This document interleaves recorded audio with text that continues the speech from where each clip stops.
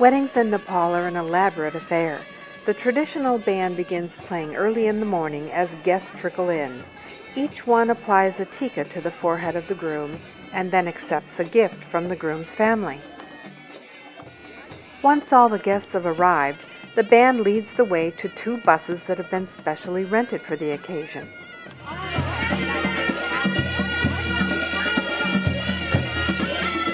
The band climbs to the top of the bus, where they will play for the entire 3 hours it takes to get to Chitwan, home of the bride. It's a long, tiring ride. But finally, we make it to the temple where the ceremony will occur, and the groom is led upstairs to a seat of honor. The bride is led out, keeping her eyes downcast and with a sad countenance required by tradition. She then circles the groom 3 times, pouring water in front of her as she goes.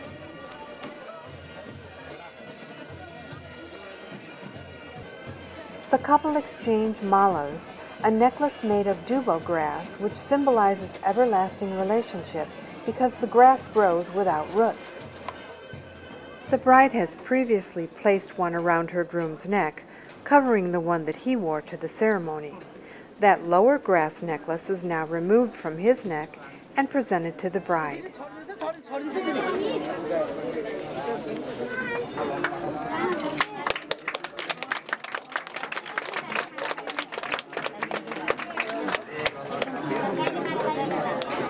The grass necklaces are followed by an exchange of gold rings.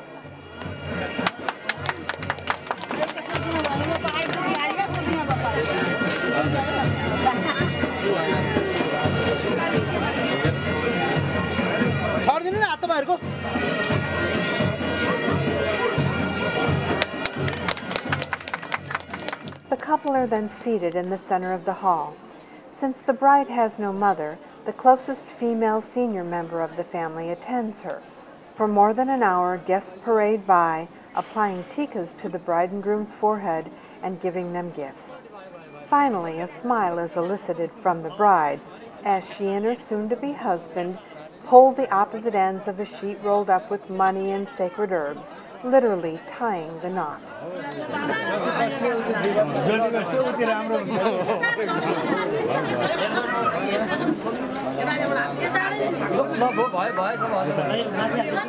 Meanwhile, downstairs a party is in full swing. Some fill their plates from the lavish buffet table while others dance, including a local sadhu who gets into the act.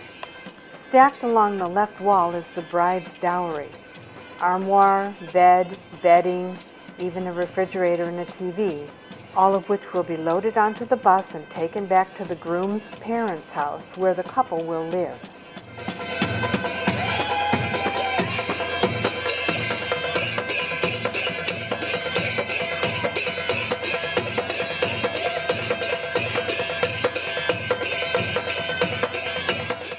Upstairs, wedding ceremonies are still underway. Priests say prayers and vows are exchanged as holy water is poured over clasped hands.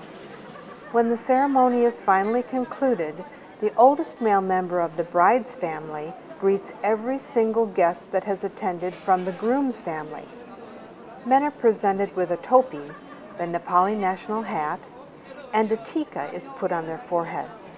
Women get just the tika, but everyone gets a cash gift from the bride's family to the groom's family, signaling their gratitude that the groom has consented to the wedding.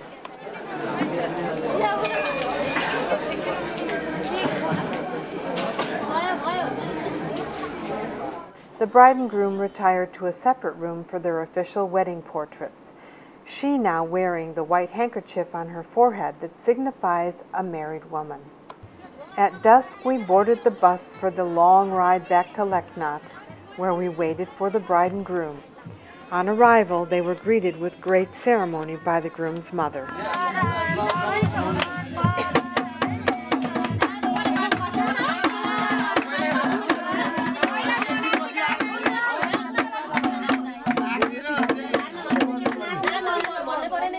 The bride takes one long step over the threshold of her new home.